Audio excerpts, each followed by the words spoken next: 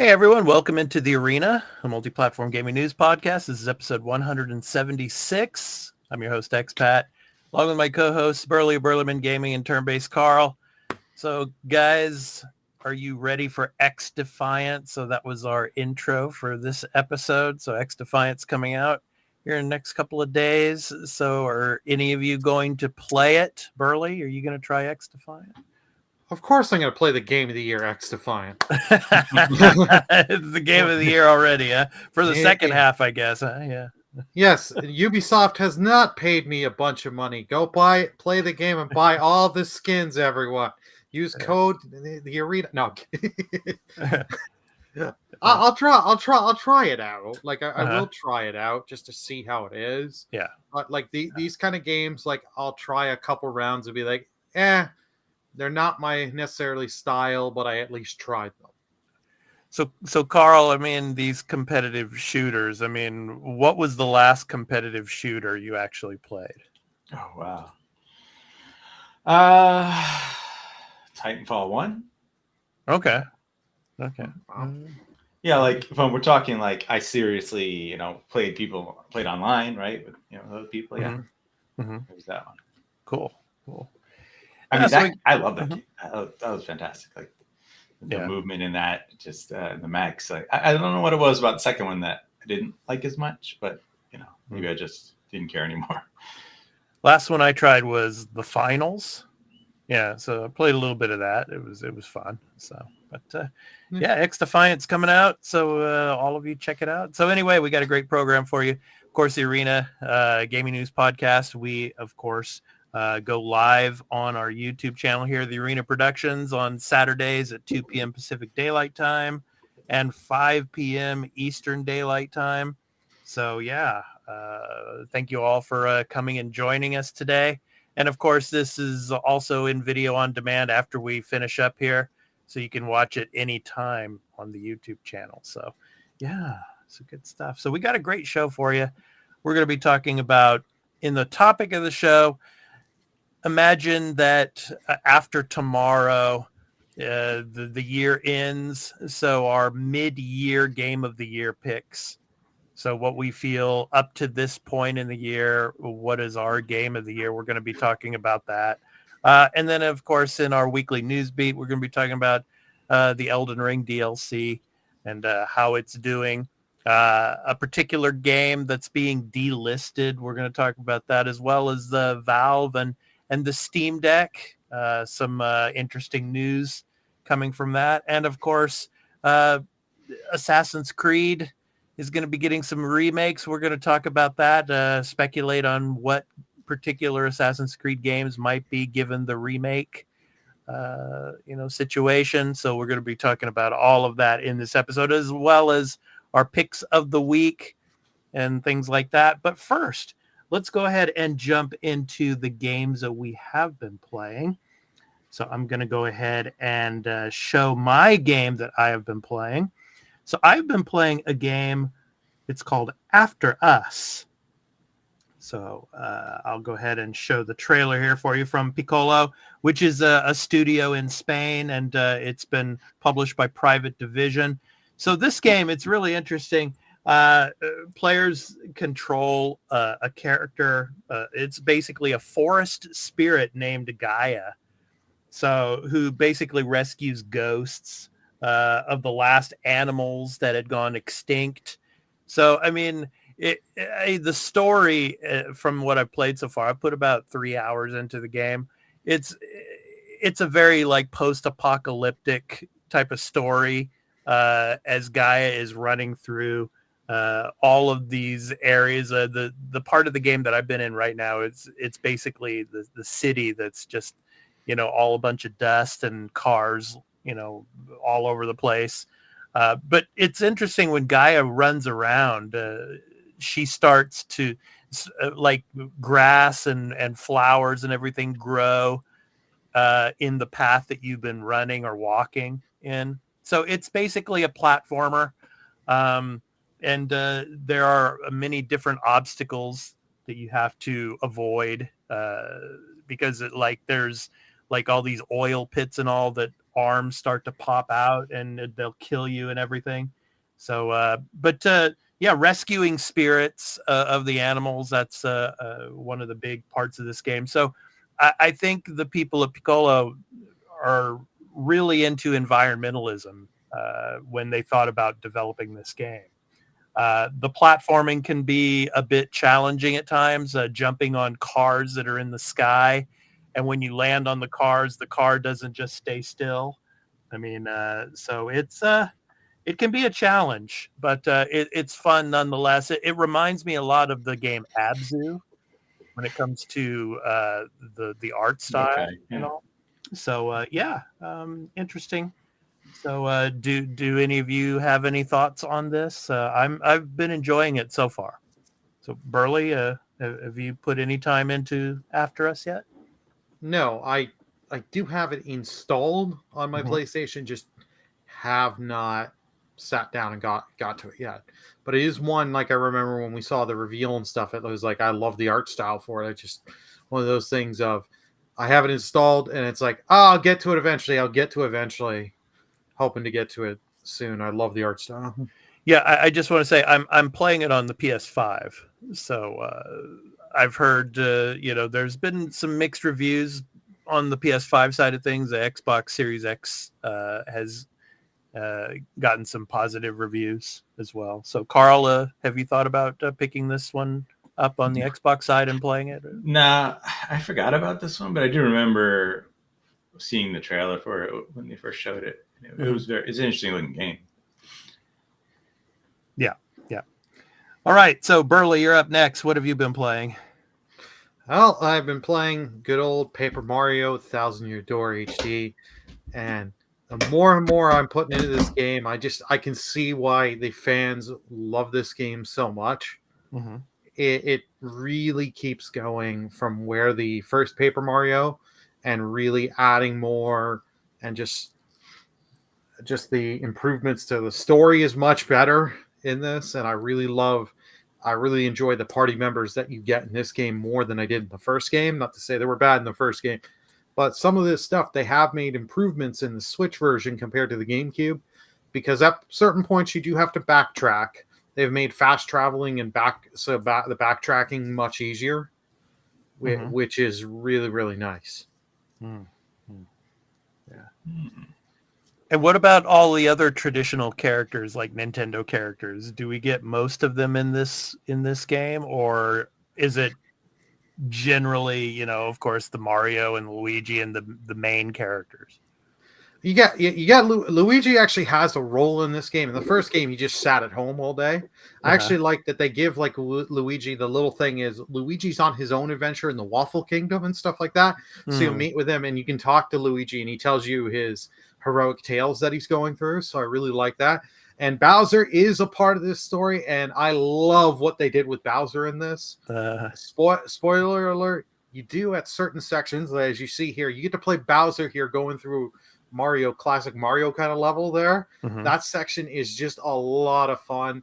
And like you get a Koopa Troopa and a Goomba as a party members, and you've got Kamek, the classic character Kamek. It's so good. The writing, like I'm telling you, this is a great turn-based RPG. It's got the action timed hit system from like Chrono Trigger and other games. Highly recommend it. Nice. Carl, is this something that you would play with your daughter? I mean, yeah, if she was interested in I mean, look, it does look cool.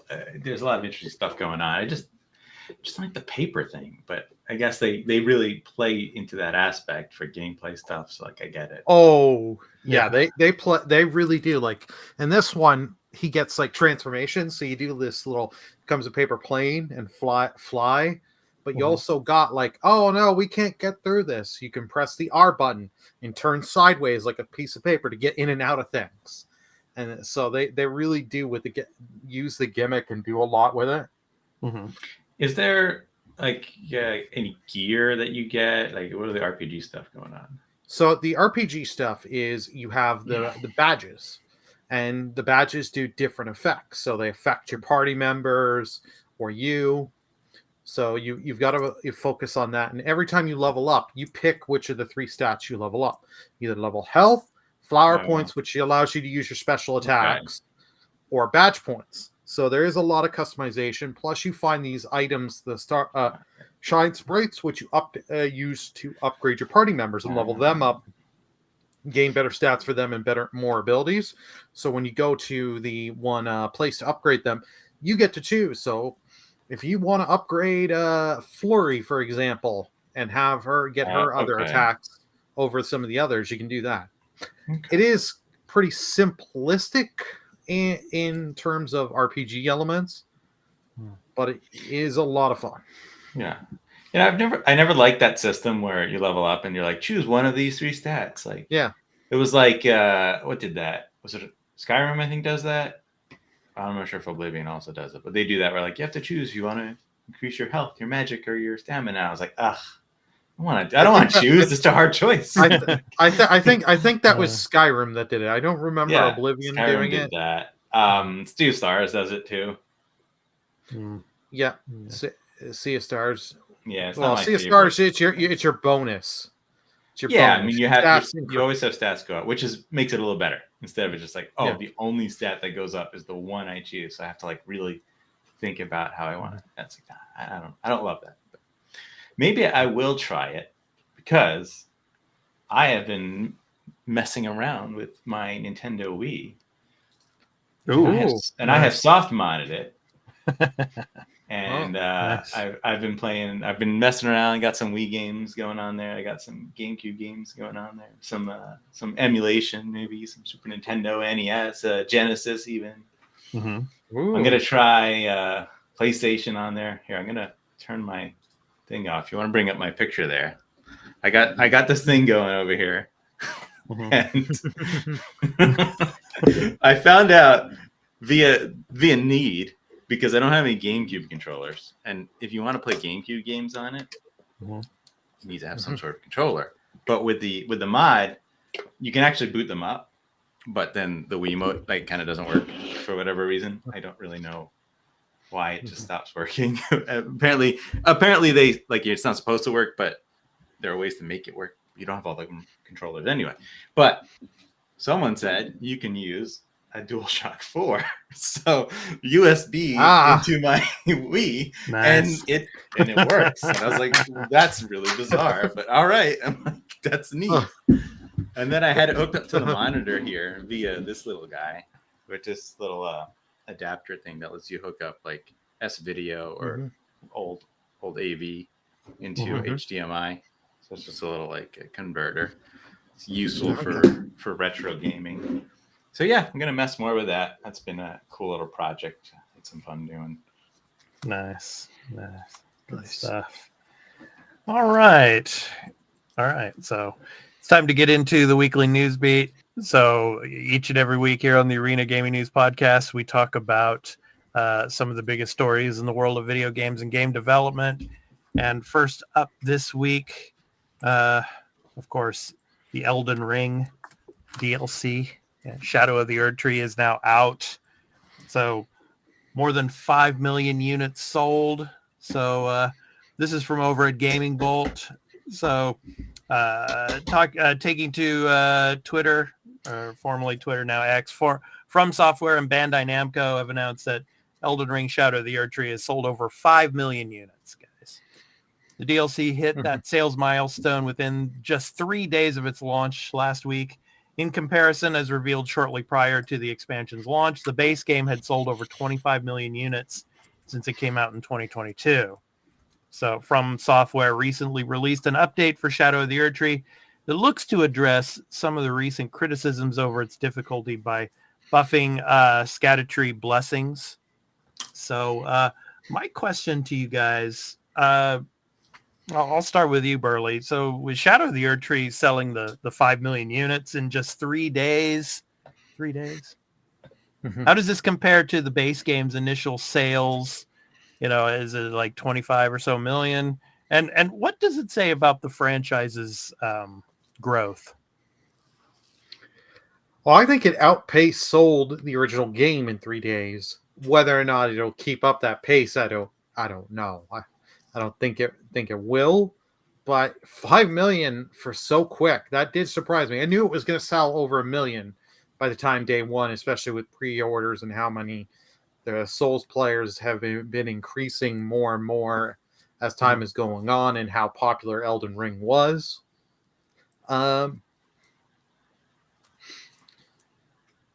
Yeah, them doing the update to fix, like, to do difficulty things. I've known someone that has beaten Shadow of the Erdtree, and it's like, it's more just people complain. It's more people that kind of got into Elden Ring as their first Souls game. And they said to people before this DLC came out, if you're going in with a high level character, the difficulty scales with you. So if you're level 200 in the game, the enemies are going to be scaled to level 200. If you went in at level 1, they're going to scale to level 1, and so on and so forth. Yeah. Yeah. So that's interesting. So that lets people play it at any level. And I know I've heard about there's like another layer of like improving your character to fight these new enemies. Yeah. So that even if you are that high level, you're not going to be able to just smash through anything if you have like a great build, because you still have to build up that other thing. Would you say that the tree thing? Shadow blessings. Yeah, that stuff. You got to get all that. Which, whatever. I mean, these aren't my kind of games. Like, I'm never gonna play. I find it interesting. I heard that in order to access this content, right, you have to beat a specific boss. But in order to, you have to like find where that boss is, right? And it's not like an obvious thing. And the fact that like the game doesn't tell you at all. So like if you bought the DLC and you didn't know where to start it, and you didn't have the internet, you would struggle to even know what to do with the content you just purchased, which is pretty weird. But I mean, it's a Souls game. It's sort of expected, I know. Yeah. It's a FromSoft game. That alone just says it all. Well, yeah, FromSoft is Souls. In nature. 5 million sales is like really, really impressive. Yeah. Though I do wonder, with the extent of this content, if you had sold this as a standalone thing, would that not have been able to sell more? That's a good question, but let me throw this one at you, Carl. So, how do you think the success of this expansion, in particular, will influence From Software's future projects and DLC strategies? What do you think? I don't know. I think they do what they do. They know what works, and they will probably. I feel like they'll make at least another DLC for this. I don't know if it's going to be something as big, because from what I see, this is massive, and like you gotta. It's almost like a whole nother game, which is why I said you could have really sell this as a standalone thing. But yeah, I mean, like they've reached the zeitgeist in gaming, and whatever they put out will get notice, and they can then sell DLC for whatever it is, because there's enough popularity to it, right? I still think Bloodborne 2 is in the works. I mean, it's got to be. I mean, there have been so many Souls fans clamoring for that for years now. I mean, what was it, 2014 when Bloodborne came out? So 2015, maybe, I think. Yeah, but yeah, it's been long enough. So I think that's the next big one that From's probably working on, that they're keeping hush hush. So see, I kind of doubt that, because unless Sony's going to let them put it multi-platform, I've seen it said by them that like they want to do multi-platform stuff. They don't want to do something like that anymore. Well, Bloodborne's not even. I don't even think Bloodborne's not even on PC yet, right? It's not, right? Yeah, it's not. It's not. And the I think it was one of the game directors over there said like, yeah, I want to have it on PC, but I can't fully say because who will get mad. And like Sony owns a good chunk of FromSoft.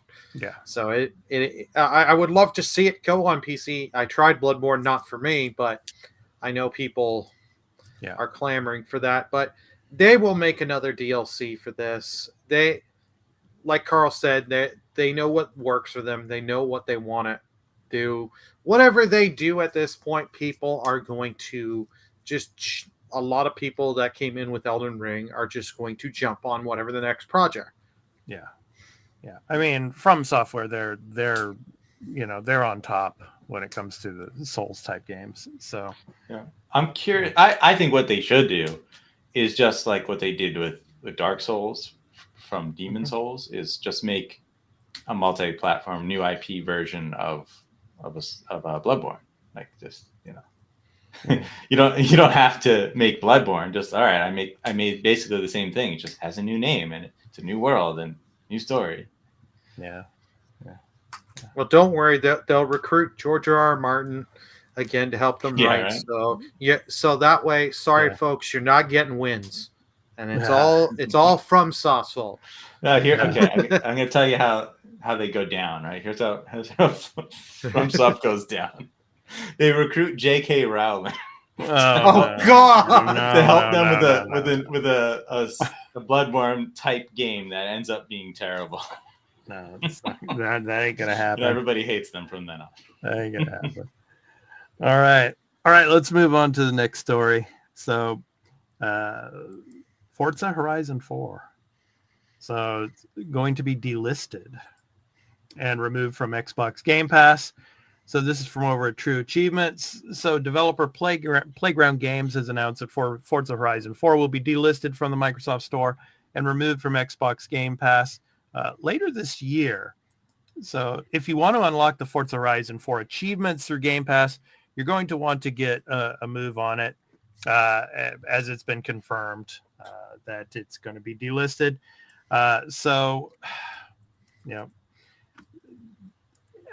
My question here to you guys about this, delisting and all is, they're going to be offering game tokens to players who bought the DLC packs via Game Pass. So I'll throw this one at you, Carl, being over on Game Pass there. Do you think this is a fair compensation, and what could be improved? I mean, in this case, for the game that's going to be delisted. Well, I mean, they usually discount them like at the end, right? I have seen people getting free codes for it. I've seen a couple. The message that they've been sending out is like, "Oh, you played this on Game Pass and you bought content in the game, and so here's a free code for, Forza Horizon 4," which that's cool. I don't understand why, like close to the end, they just don't like, all right, the game's free. Download it before, grab it now before we delist it. So like anybody who actually wants it can just get it, and then you'll have access to it. I don't really care so much because we know these things happen with these games, and it's all about the licensing of vehicles. Yeah, and it's Forza Horizon 5. I mean, it's probably going to be the replacement for this anyway. So.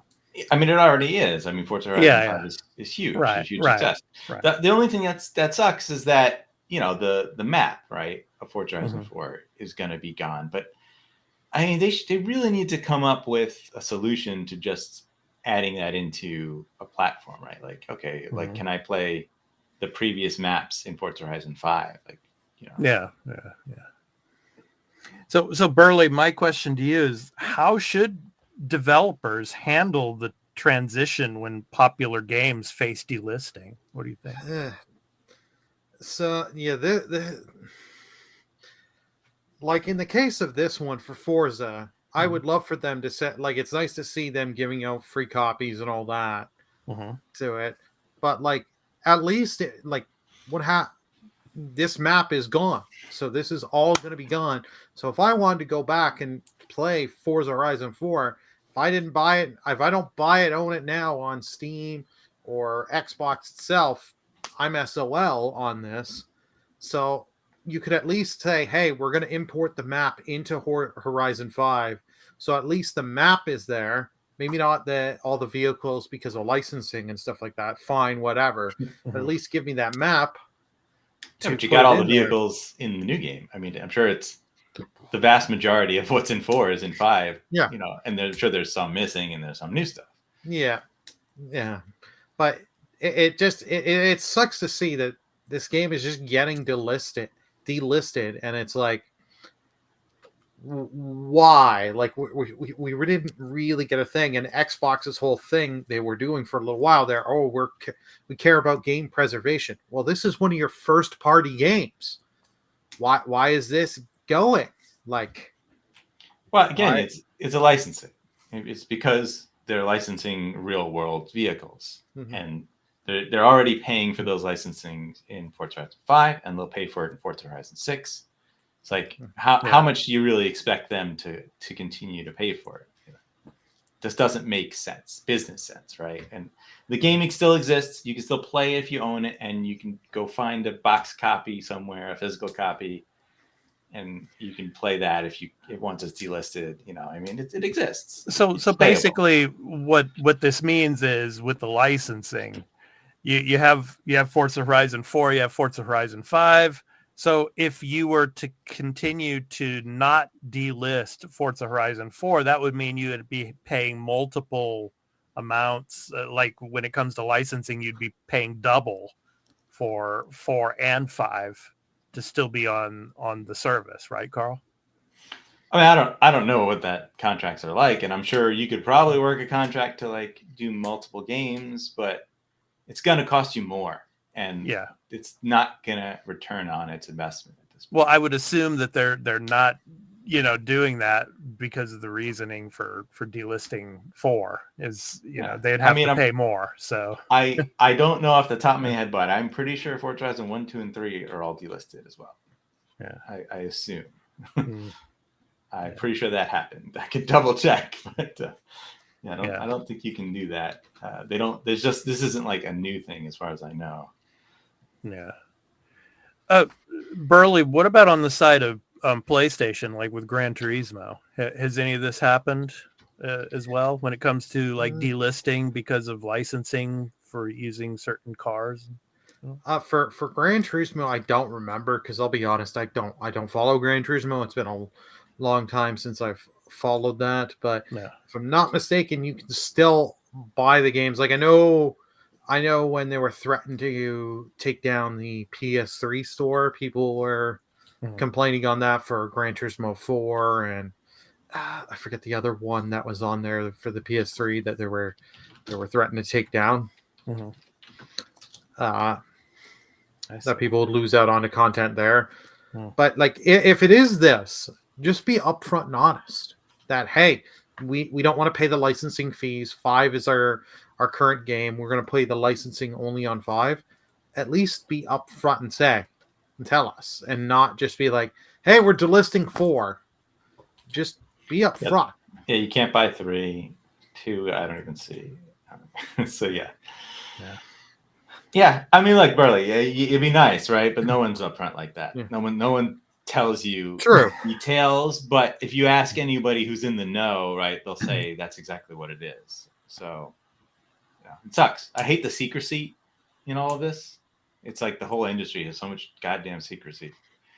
That's what it is. The worst stuff is like, and I also sort of understand sometimes, but like, Ubisoft delisting their own games that don't have any sort of licensed things in them, like some of those old Assassin's Creeds, right?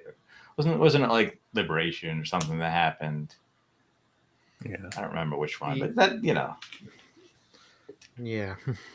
it's as an older gamer, like it doesn't hurt me that much because like my whole life was like, up until I guess 360, where the digital era on console, where once they stopped selling the game, it was gone. You couldn't buy it. That was it. That's how it was. It was always that way.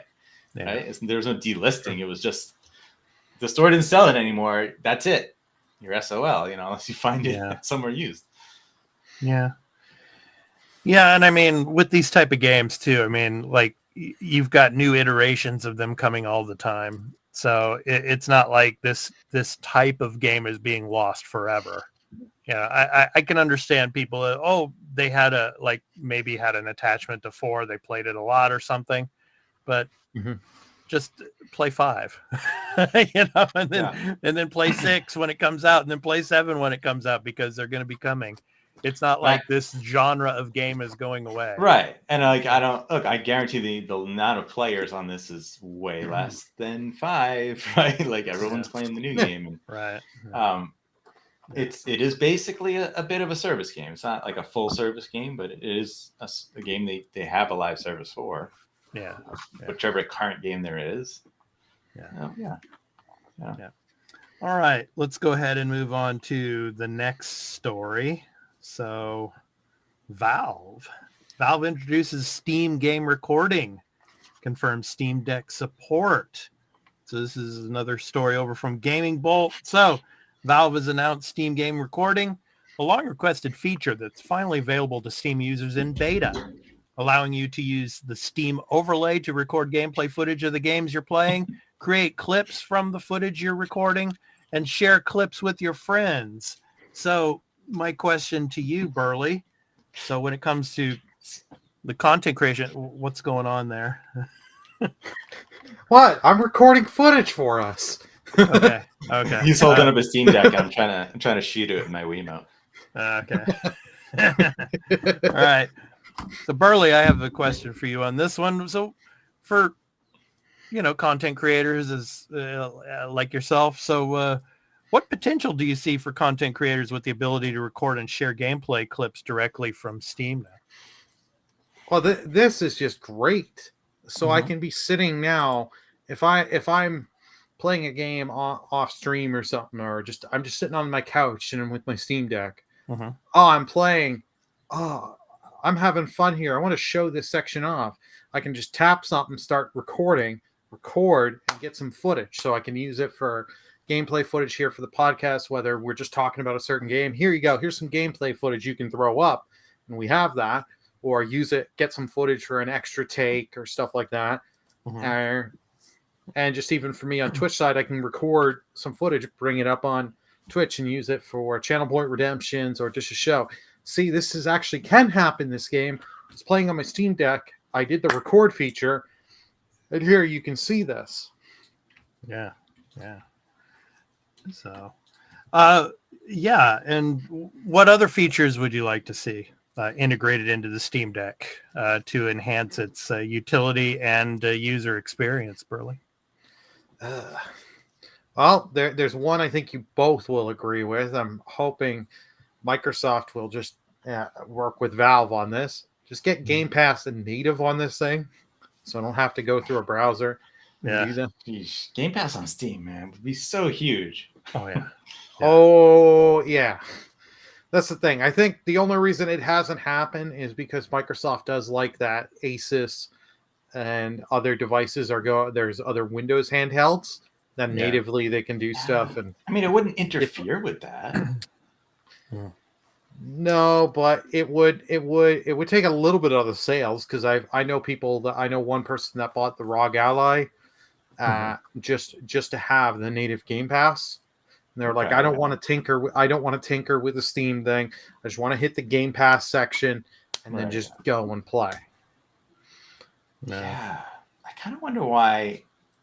Like, can they not come to a deal, or does one party not want to do it, or is it something weird? I think it's more Microsoft, because they have been pushing the whole Xbox app. They've been trying so hard to get you to buy the games on their store instead of Valve on Steam. Yeah. Well, yeah. I mean, they have their own storefront, right, on PC, but like nobody, it's not really Nobody doing uses well. it. Right. And you're never going to beat Steam. Everyone, no matter what you do, Epic's, not succeeding against Steam really. They have Fortnite and like that's their thing, but man, I think the only thing that's weird is that like if you do that, then your PC library like opens up to everything on Steam as a potential to go into Game Pass, but then if you're not on Steam, then those games aren't on the Windows Store. They want all. I don't know. Maybe it's just like a fragmentation of the market that they're trying to figure out. Yeah, we shall. Yeah, see. so this feature's cool. I kind of thought that it already existed, so like I just would have thought that there was already some sort of game recording built into Steam. So, but yeah, it's great that they're adding it. Well, they did have it on Steam, like on the desktop application, and on the deck you could take a quick, you could take screenshots and stuff like that. On Steam itself, you could do recordings, but it was very limited, and it wasn't a very good, very great. Now they're expanding and really making the tool much more. You can do a lot more and just have it run better. Yeah, good on Valve. This is something Valve will take a while to get features in on Steam that you want on both on the handheld and on Steam, the just platform on Windows. But when they do it, it's usually pretty good. All right. Next up, guys. So Assassin's Creed. So my favorite, my favorite game series. Multiple Assassin's Creed remakes are in development. Ubisoft confirms. So, this is from another story over on Gaming Bolt. So, Ubisoft has a number of new Assassin's Creed games currently in the works. Though past leaks have claimed that in addition to new entries, the company is also working on remakes of older entries in the series. So, they have confirmed that they have games remakes in development. So, my question to you guys is which games in the series do you think are most deserving of remakes and why? For me, I feel that Unity out in the series is probably the game that probably deserves a remake the most, especially after its launch and the situation with some of the rendering when it came to characters and all, and just the series being in Paris and all. I thought that was really cool. I think that game should definitely be remastered. Everybody's talking about Black Flag, and that'll be like a remade as well. So my question to you guys: what do you think? Which Assassin's Creed games in the series do you think are most deserving of a remake? Carl, let's start with you. Yeah, I mean, Black Flag's the obvious one that comes to mind. Because it added a whole another different level to it. I mean, whether it was the best Assassin's Creed game out there, that's debatable, but it is viewed as one of the best in the franchise. Then I think, like, obviously Assassin's Creed 2, right, makes a lot of sense because most people say that's the best one. But I mean, I kind of feel like they have to do all of them because, well, at least the original trilogy, because if you just remake 2, there's the overarching story in that game that is going to be lost if you're missing the first and third part, right? Because I would have said just do the sort of Assassin's Creed 2 trilogy, right, with like Brotherhood and what was the other one? Revelations, right? Yeah. And then like not bother with 1 and 3, but that's weird for like story. So I don't know. Who knows? Maybe they're doing everything from 1 to Black Flag. Yeah, I think up to Black Flag. I don't think like maybe Unity, but dude, I mean Unity looks incredible right now. If you put Unity and you play it on your Xbox Series X right now it's going to run at 30 frames per second, but it looks fantastic. It's a beautiful game. Just do a quick remaster of that. I don't think you need to do a lot to it.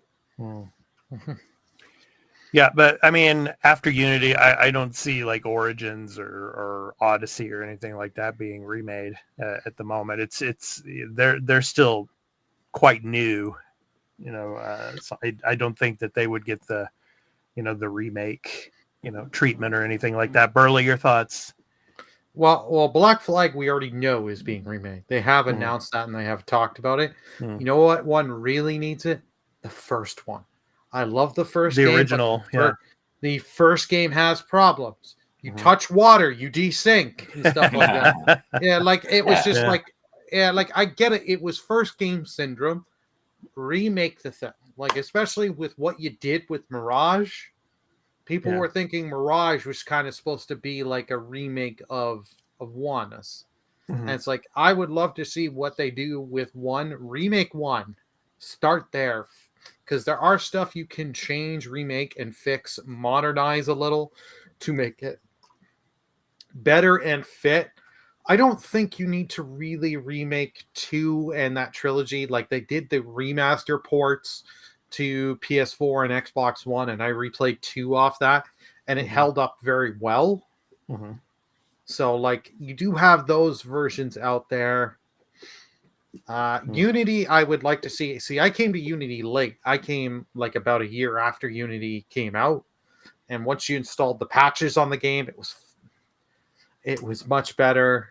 Yeah, and the game ran well and all that, and I didn't run into the visual bugs.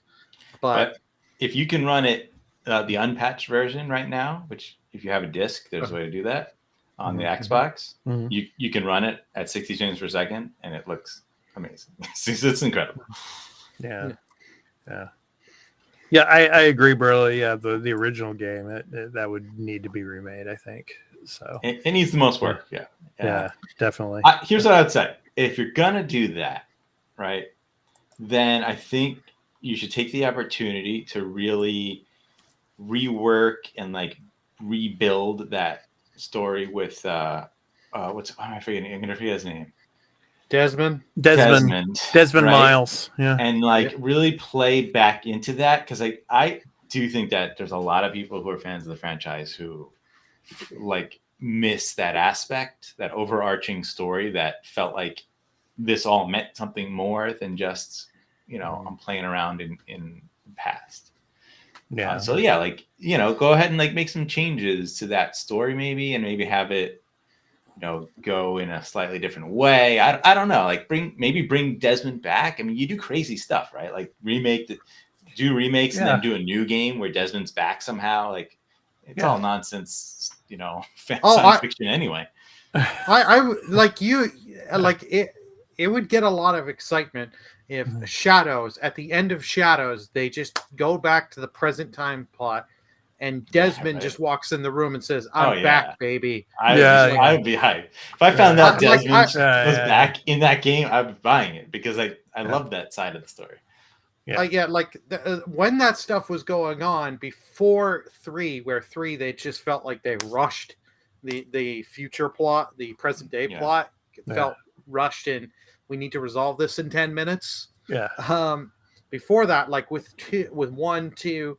Brotherhood and Revelations wasn't as good in the present day. They had some good stuff. I was interested, and that's like I loved with when you were in the Animus and you did the secret glyph challenges and all that, and you got the videos and Desmond and all them would react. I would love to see if they did remade 1, give you extra stuff, so that way you weren't just, when you were in the present timeline, you weren't just Desmond I can go to the bed or the bathroom. That was all your options. And talk to I forget the name of the character. The one female. She was an Abstergo agent, but she was an assassin. I know who you're talking about. It's so long ago. It's been over 10 years. I mean, bring Desmond back, and then bring as his love interest, bring Cassandra back again, modern day Cassandra. That would be awesome. Hey, I'll take modern day Cassandra than over Basim any day. Like you'd have no idea. This would make Assassin's Creed Shadows a 10 out of 10 for me. They just show Basim in the room. Desmond comes in, assassinates him, and says, "I'm back." Yeah. Well, didn't Origins have some woman who was using an animus? Yeah, that's the girl that she uses the animus in Origins. Yeah, I can't remember. And then it spills over into Odyssey. Yeah. So which game was it? Was it Black Flag or was it maybe it was Black or Unity? But where they introduced that idea that like we're making this like a game. Abstergo's making games, right? Yeah, where Black you can Flag. go. You can play the historical person goes, characters. "We're pirates." And you were in like and the you could corporate hack the computers and stuff. the corporate office and everything. And wasn't it first? It was first person, right? Yeah. Yep. Yeah, it was so weird. I didn't hate it, but I was like, this is not as good. And you had to stealthily like go through the cubicles and things like that. Yeah, that wasn't particularly fun. Yeah, I gotta say. Remember that. Yeah. But I mean, we'll see. And then you've got that codename Hexy, that's also in the works and everything. I mean, that sounds exciting. That it's a very different type of setting. Yeah. So we shall see. But anyway, Assassin's Creed.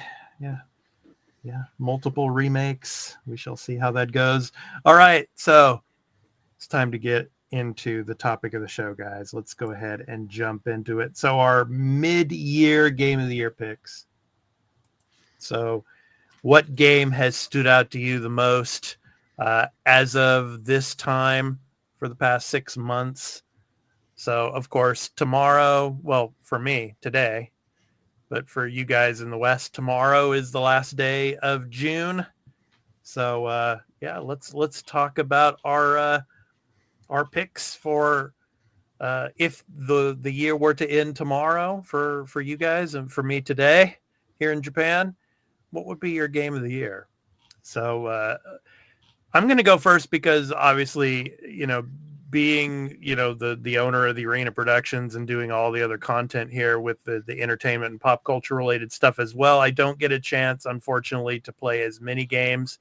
I've seen a lot of gameplay of a lot of the games that have been out this year, but actually playing games, I haven't been able to play too many.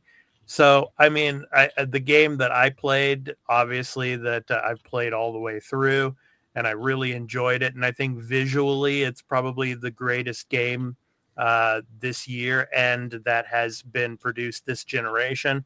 I have to say Hellblade 2 is my pick of the year so far. The story, the setting, it's like a walking sim in a sense, and there are some combat elements that you need to understand, but it's pretty basic once you get all of the the combat sequences and the mapping of the buttons out. I mean, it's pretty easy, but I mean, just the story itself and having people that develop this game that actually have dealt with mental issues. I really like it a lot, and the scenery in the game, which they took shots from Iceland as well. Very, very, very beautiful and stunning. So I would say, for me personally, my pick as game of the year to this point in the year, up to the midway point of the year, is Hellblade 2.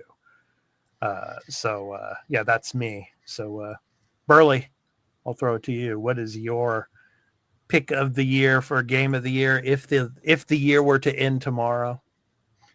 See this, I have like kind of two answers. The game that I know out of every game that has come out this year that has the best chance to win, and the game that I played that I love the most out of all these that I would personally pick myself. And the one I personally picked myself is Stellar Blade. I just love that game. It was a lot of fun.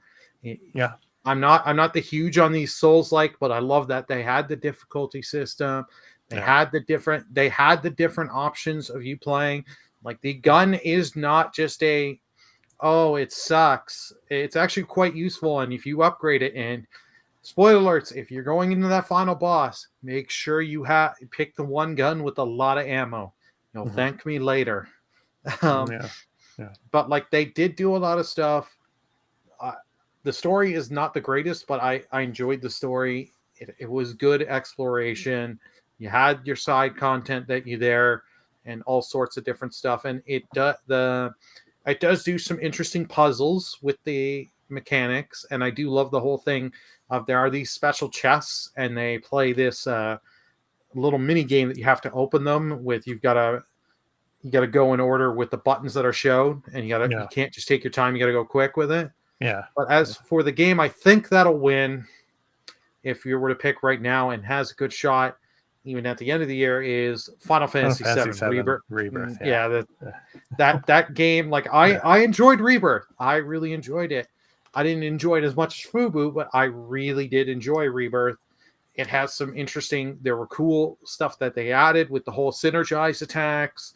Yeah. The open world feels really, really good. And that they do give you a fair amount of fast travel points as you're doing activities. So you can just keep exploring, and then you can get chocobos. Get chocobos for each section. So you can keep just exploring and doing. There's tons of side content. If you just want to focus on story, you can easily just focus on story. If you want to, at this chapter, just spend 15 hours not even touching the plot, you can do that. It does give you a lot of options. Yeah. The story, some of the changes are neat. Some I didn't like as much, but with what they do with pretty much the final dungeon, with the whole, I love the story, like stuff they do with the whole story mechanics. So you get additional gameplay buffs and stuff like that. It was a cool little mechanic that I kind of wish they would have done for more dungeons to make some of these dungeons give more personality. Yeah, I mean, going back to Stellar Blade, that has been a pleasant surprise this year. And you know that there's going to be a ton of DLC coming for that. And then there's a sequel that's going to be in the works, obviously. I mean, the Korean developer, it's hats off to them. They did, wonderful job with that game. And, it's it looks like a bright future for that studio and for the game. And it's been a pleasant surprise this year, definitely. Especially for them being mobile developers. That was the thing. They were mobile developers. Go from mobile to this kind of title, different from what their mobile titles have been, and just like good on Shift Up Games. Yeah. Can't wait to see more from them. Yeah, definitely. Kind of I would say a second place for me, Persona 3. But then again, that's not really a new game, so it's just. But that's another game that I just enjoyed playing a lot earlier. Earlier in the year. So, Carl, it's your turn. Yeah. So I mean, I haven't played a lot of 2024 released games. The ones I have played are basically Persona 3 Reload, Unicorn Overlord, and Hellblade 2. I finished 2 of those. I did not finish Unicorn Overlord. I want to play more. Can't really say that's my game of the year. I thought it's really great. It's just I still got to play more. I just haven't had a lot of time to really sit and play something like that. So, but I did play 90 something hours of Persona 3 Reload this year somehow. I don't know how I pulled that off. I really don't. Because I loved the gameplay loop so much. And while I didn't think the story or the characters were as strong as 4 and 5, I think it's my favorite to actually play because of all the enhancements to it and all the quality of life stuff that you get from the other games that have come after it, added back into this. Yeah. The visual quality, right, and what they've done with the menus and everything. It's just such a beautiful game. It just flows so well. It's such comfort food for me. Yeah. That's definitely my game of the year right now. There is one that I think could be my game of the year if I did get to play it, and that would have been Like a Dragon Infinite Wealth. Yeah. Being like a completely new game, right? And everything I've heard about it, I really want to play it. I really, really do. I just Yeah. haven't had a lot of time for games, and I know I'm gonna like struggle to get through that. So Yeah. at this particular moment, so I will get to it one day for sure. Yeah, I mean, I think of all the games we've just mentioned, the only game that's probably going to be on the list when it comes to the Game of the Year nominations is going to be Final Fantasy VII Rebirth.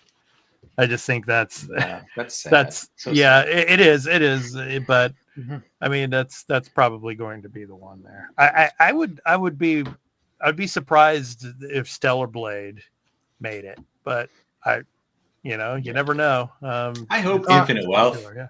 does, but I don't. I just think there's not enough. Yeah. It's not getting enough votes simply in the fact that there aren't enough of people who vote in the jury, as far as the Game Awards, to actually vote for it, right?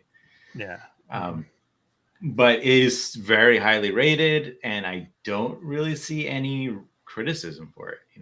Even Final Fantasy VII Rebirth, as highly rated as it is, I see a lot of criticism for things in it. Yeah. Like a Dragon would be the same usual criticisms of like there's like some really long cutscenes that like people don't like to sit through, right? Yeah. That's about it. Well, I'm thinking. Sorry. No, go ahead, Burley. Go ahead. I've heard from people that have played Infinite Wealth and people that have sank about 70 hours into the thing. They say it is really good, but some of the stuff, when you get to a certain point in the story, things kind of just change and the pacing doesn't feel as well. Okay. And but I just want. Sorry, Burley, to interrupt, but I was just going to say, well, what's the difference between Infinite Wealth and all of the other, Like a Dragon titles that makes it, stand out, that makes it, more distinguishable than the other titles that would put it in the Game of the Year conversation? That's just my question. So go ahead, Burley. The only thing that would probably do that is because would be the whole changing because of how the chapter system works in this one. You're not just playing as Ichiban. You've got Kiryu's story. So you're swapping between the two stories. Yeah. And yes, they interact and intersect at times, but at some points they are separate. Yeah. So you're getting different perspectives of what is going on in the Like a Dragon world. Yeah. But just to look forward a little bit before I let you go, Carl, I was going to say, I like I said, my honorable mention was, Persona 3 Reload, because I love that series. I love that game as well. But my thing is when Metaphor, ReFantazio comes out later this year, I think that's the game that could jump into the consideration for Game of the Year. We'll see. I mean, it'll be interesting because it's kind of a completely different type of game than the mainline Persona games. So I think that's going to be something that'll be interesting. Go ahead. I hope it ends up in the conversation, and it has all the sort of like trimmings of the Persona, the modern Persona games, right? It's got the basis, sort of. It's similar, but then it adds enough of its own unique flair to it that I think it could appeal to maybe even a broader audience. I don't know, because it depends on how people look at, like, the more general audience look at, like, okay, Japanese high school might not be for everyone, but like fantasy world with technology mixed in, like Final Fantasy style, is I think a bit more popular, so you could get more people into it that way, as well as they added a bit more actiony elements to it, to where you can actually like combo attack the enemies on the battlefield before a turn-based battle, depending on if they are weak enough enemies, so you can sort of avoid some of the like repetitive turn-based battles, when you're just like crushing crappy enemies, so to speak. So that will probably help other people who maybe don't normally jump into that type of genre. So there's a lot of potential there to get a lot of buzz. And I'm sure you're going to get into other things, but the other two I will mention, if at the end of the year, if we have Metaphor Fantasio, Assassin's Creed Shadows, and Star Wars Outlaws in the mix and nominations for Game of the Year, I'll be very happy because those all look excellent, and I want them to be excellent. Yeah, and it would be so difficult to choose between one of the three. I mean, in that case, yeah. But Burley, I'm kind of surprised that like Paper Mario wasn't your pick. Yeah, Paper Mario is a great game, mm-hmm. but I am enjoying the heck out of Paper Mario, but it is a just straight remake. They added and changed some things like Persona 3 Reload. So I was trying to, not just go that go like that, and go for something new like Stellar Blade, because it does do some new stuff. It is different in the genre. Yeah. So I said Rebirth for the obvious reasons, because we all know it's getting nominated for Game of the Year. Let's not kid ourselves. Like Persona 3 Reload, I have started the game. It is great. I like that this is much more fast-paced compared to 5, especially when you're in the downtime. Because that was my thing with 5. That just made me stop after 20-something hours. I'm like, I just don't care. I just want to keep moving with the story. Yeah, so you quit after the month of May, probably. I think I on the 3rd or 4th palace. I can't remember where I got. Okay. It's 3 is a shorter game, but not by that much. I mean, depending on how much you put into it. I guess I put in more time, sort of doing optional stuff. I kind of wish 5 you could mainline it a bit easier, because the main story of 5 is much better and much better pacing as well, much more interesting. Like it is weird if you're not into that flow of what you do outside of the main story parts, right? In the dungeons, it can get a little monotonous for sure. Yeah. What about Dragon's Dogma 2? Dragon's Dogma 2 is a really good game. Like, they do some enhancements from the first game and make things a little bit better, but I can't see that game enough to being the mass appeal to get nominated and win Game of the Year. Like, it'll be in there for RPG of the Year and like Action Game of the Year kind of stuff. I can see it there, but so you don't see it has the momentum going for it like Baldur's Gate had last year. Yeah, it does not have the momentum like Dragon's Dogma 2. It's been a while since I've heard anyone talk about the game. And like I bought it, I put a fair chunk of time. I enjoyed what I played. I just haven't had I got to a point and I'm just like, I haven't had the desire to go back. Yeah. Whereas like other games like Persona 3, it's like I want to keep playing Paper Mario. I want to keep playing and keep going and going. Yeah. Yeah, I kind of think coming out so early in the year, some of these games will lose out on there's just the recency bias. Like even Final Fantasy VII Rebirth, while I still think it has a good chance to be nominated, I also think there's an outside chance it doesn't get nominated if there's enough other really good stuff, which I'm not sure there will be. But it's so long ago at this point, and it's again it has its criticism despite having incredible review scores. I'm like, I think maybe punching above its weight there on the scores. Oh yeah, there's definitely punching above its weight. Remember, we got 2 heavy hitters coming in September. Yeah, and then there's other things like Avowed. If it's really good, could Outer Worlds was a Game of the Year nomination, right? Outer Worlds was great. That's like I'm really looking forward to Avowed if it comes this year, or if it comes next year. Whenever it comes out, I'm definitely trying that game day one. And then we've got Indy Jones too, which hopefully.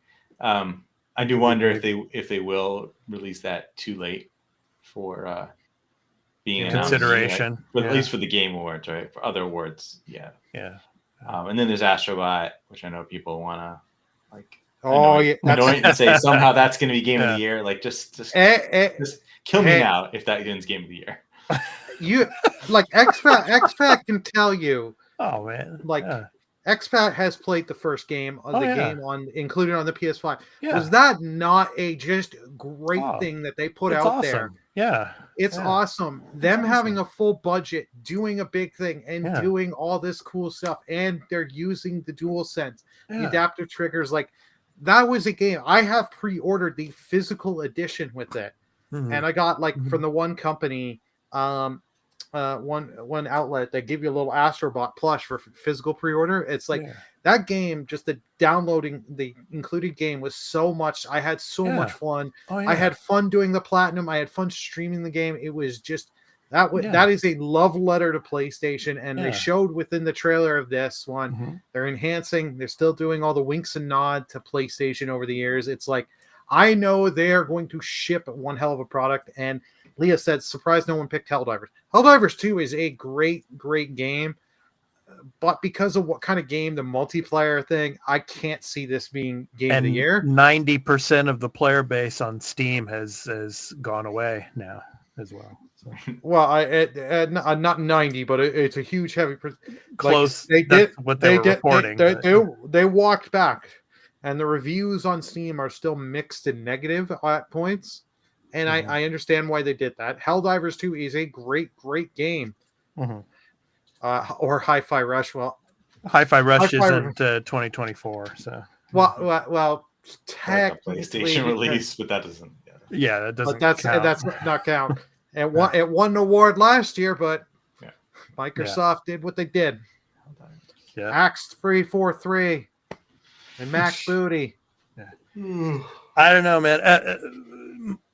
Just refresh my memory, guys. Was Jedi Fallen Order nominated for Game of the Year? No. It missed the cutoff. I think. Missed the cutoff. Okay. And what about the Survivor? Next year, it was kind of like forgotten, and it was nominated maybe for something small award. It was awarded at the DICE Awards. Okay. Okay. Survivor. I don't remember. What about Jedi Survivor, the second game? Survivor was not nominated because. Okay. And I remember you were not too happy with that. Yeah. So I'm thinking I'm kind of nervous about Star Wars Outlaws. I mean, even if it is a great game, in which I would probably want to pick it for a Game of the Year, I mean, it might not even be nominated. I don't know. Oh, it has the chance because this is also it's something different. It is completely different. Not that the two Jedi Order games were similar to other games, but they were quite different. This is quite different. You are an outlaw. You're just doing what it takes to survive out in this world, and all that. And hopefully, for the love of God, please, I don't need to see lightsabers in this game. If you can go throughout the whole lightsabers in Outlaw, I will be. That's like one additional point. Yeah, I don't think. I think it's just going to be crime syndicates all over the place, and having to deal with them and stuff. So I'm going to throw out a weird one. Okay. All right. Call of Duty Black Ops 6. Yeah. It's going to depend on obviously how good the game is, right? I see there's the fact that they've had more development time than ever on any of these games would tell me that it should be a higher quality, right? It should be bringing more. It should be bringing the most robust sort of story. Oh yeah, Echoes of Wisdom. Yeah. That was one of the games in September I was referring to. I think it's going to have a great, hopefully, right? It should have a great campaign, right? It should have great multiplayer. It's going to have the zombies mode, right? It's introducing some new features. I mean, it's just a game that most of the time, Call of Duty doesn't get nomination. I have to assume, back in the day, one of the early Call of Duties, right, was probably nominated for Game of the Year, but nobody cares. Oh, Modern Warfare, Modern Warfare 2, that for a while they were nominated and stuff like that. It's just, I think, because when they really, the last couple, with Modern Warfare 3, the joke that it was of how that released. Well, right. That shouldn't be nominated. Yeah, but with all the multiple categories now, I mean, it's But even Assassin's Creed games don't get nominated for Game of the Year, right? What's the last one? Did Odyssey get a nomination? Maybe. I don't even know. I think Origins did. Yeah, I think Origins did. I think it's just they come so often. People overlook or just take for granted how good those games actually are because you get it so often, and like you have to compare each year. Like, how is it versus the last year's one? Oh well, I like that one slightly better. You know, like you can't say that about most video games. And that's probably why Shadows won't get nominated. Yeah, again, it's I don't know that it's likely to, but it's going to be coming right hot at that time, and it's it is the setting that everybody has wanted for decade now in the franchise. So we'll see. Yeah, and so Leah brought up Echoes of Wisdom as a potential game. I mean, that's any Nintendo game is always possible, right? Right. There's something from Nintendo usually around. Yeah. I just don't know if this game's going to have that. I think it'll be really good. I think it's going to review really well. Yeah. I just don't know that it's going to be that level. Although nomination-wise, I mean, it's going to come out late in the year. It's going to have that potential. It'll definitely probably win Family Game of the Year for sure. It's going to be nominated for a lot of things. But remember, last year we had in 2 of the 5 slots for Game of the Year was Mario Wonder. I know some of you were not happy with that, but as the guy that played and did a lot in that game, I can understand. Mm-hmm. And they had Tears of the Kingdom, which was the obvious that was going to get nominated no matter what. Yeah. I could see Echoes of Wisdom get nominated for Game of the Year, but like it's really like from what we see, I like that it's doing something different. But we got to see some like when the game comes out, you got to hear that unanimous praise. It's like 9 out of 10, 10 out of 10. No mention of SMT5 Vengeance. well, Donnie, I can understand, but at the same time, it is just SMT5 came out last year. This is the Vengeance port. You get some extra DLC and stuff like that.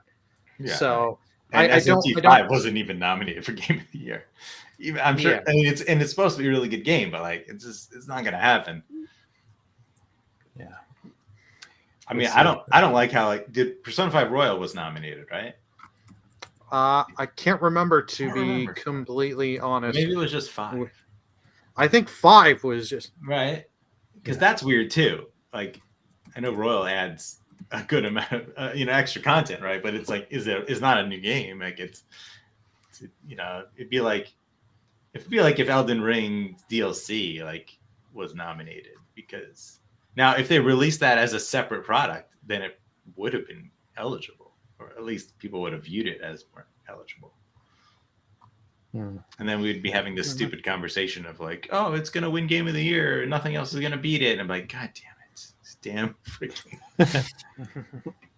Want to welcome in the Donovan Viper. Thanks for coming on in, as well as Leah. Thank you so much. And Leah will be coming back in July here on the podcast. So all I can say, guys, is, I think this is going to be another competitive year when we get down to it. But as we get to the midway point of the year, there have been some really great games. There's, of course, Final Fantasy VII Rebirth, and, that's more than likely going to be one of the Game of the Year contenders at the end of the year. So we shall see. But, I can just tell you, I know what 2026's Game of the Year is going to be already. I'll put all my money on it already. Is GTA 6. I mean, that's going to be the Game of the Year for sure. 2025, right? Oh, I mean, 2025. Jesus Christ, I'm living in 2025. Well, 2026 has actually been known too. Sands of Time remake. Sands of Time. Yeah. Well, you know what I mean. Next year. Yeah, next year. Yeah, next year's going to be Fable. Come on. Yeah. So 2025 Game of the Year. Listen here. If it comes out, it's going to be GTA 6. Wolverine should if it comes out next year, it should be a contender. And 2026's Game of the Year, if it comes out, will be the Witcher 5 or Witcher 4. I'm sorry, 4. Witcher 4. Yeah. So I would want Wolverine to win over GTA. Yeah. Screw GTA, man. I don't give a damn about GTA. Oh, come on, man. GTA is that's what it's all about, man. What? GT is fine. It's Well, fine. let us it's know. fine. Leah says it's the effects of living in Japan. Exactly. Yeah. But for some of the later games here in the year, chat, what do you guys think of some of the games that would come later this year that Exactly. could get nominated for Game of the Year? Yeah. Let us know in the comments. Mario Luigi Brothership. Brothership. Yeah. Yeah. Hey, I'm willing to give the game a chance. I just don't know if it's a day one for me. I'm sure it'll be good. Yeah. So, Leah, it's the effects of living in Japan. Of course, I live in the future, like I'm almost a day ahead of most of you all. So, yeah, thinking that I'm in 2025 already is one of the effects. Yeah. Okay. GTA is the only game to me that I can say feels like an Assassin's Creed or or Call of Duty, right? Where I feel like I get it so often that like I don't care. I'm like I take it for granted because it's just here's another. You don't GTA, get it so often, even though you don't, right? Even though you don't. 10 years apart, yeah. So. But because that game was re-released so many times, it sold so many copies, people just don't stop playing it. It's like it just feels like it's always around, and there's been so many of them. I'm just like, another one. All right, here we go. Just my fascination is with the game that nobody expects to come that comes and that actually will win Game of the Year. I mean, Vampire Survivors 2. Oh, Metroid Prime 4 Beyond. Yeah, next year. Yeah, but I mean, there have been games that have just surprised us all. I mean, we talked about this before, even though you said that it wasn't such a competitive year, Carl, but like It Takes Two. Nobody knew that game was coming, and then boom, it came and it won Game of the Year. So right, and he had the best speech ever. Fuck the Oscars. And I would have given that to Psychonauts 2, which is a game I didn't expect to love so much. So yeah. So, but it was that year, right? I'm pretty sure. Yeah, I was thinking around the same year. Yeah, for sure. I can't remember. It's too hard to remember. I think Psychonauts 2 came the year after. Yeah, It Takes Two is a game that I would still want to play at some point. Like it definitely, as a platformer, it's doing the other stuff that I want in that type of game. 2021. Let's see. I own the game. I've got a stream planned with that. So let us know in the comments. Like we said, what is your Game of the Year up to this point? We'd really like to hear from you in the comments. So, alrighty, guys. So that was our topic of the show. So so many good games so far this year, and of course, we're really excited for the second half of 2024. 2024, guys, not 2025. Sorry. Sometimes I wish we were in 2025 already because of all the cool games that are supposed to be coming our way. Yeah, but there's so much to play between them. I know. It's and so much content, gaming and entertainment related. It's just too much to keep up on. But all right. Okay, so let's go ahead and move on. So it's time for our new game release picks of the week. So each and every week, generally, we give our picks of the week of new game releases. You can go to releases.com to check out the new game releases. So I will go first. I think I'm up first this time. So, yes, I am. So this week, my pick is The First Descendant. So let me go ahead and get that going. So The First Descendant is a free third-person cooperative action RPG shooter featuring high-quality graphics. Experience the fun of strategic boss fights through 4-player co-op and various unique characters, exciting gunplay, and looting. A variety of equipment is necessary for growth, and you can obtain them through clearing scenario missions within the game or in the world missions where cooperation is crucial and battles with huge bosses. The player becomes a descendant in the game and is given a mission to fight against the invaders for the survival of humans and to protect the Ingress continent So the player can experience a spectacular story by growing stronger through various missions and stories to finally discover the Descendants' secret. You can also feel the first Descendants' unique atmosphere through high-quality fields developed with Unreal Engine 5 and gain a new experience of reality and sci-fi fantasy coexisting in one place. So it comes out on Tuesday, July 2nd on PC, PS4, PS5, Xbox One, and Xbox Series X and S. So your guys' thoughts on this first Descendant? This does look good. Mm-hmm. This is definitely giving me like Gears of War vibes, but it's man versus machine kind of thing.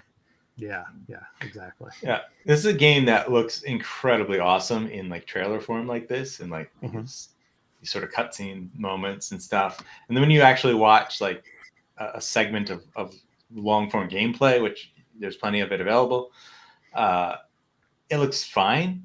I don't know if it's going to be good, but it's free to play, and it's one of those type of games where like maybe it could get a big following. You never know.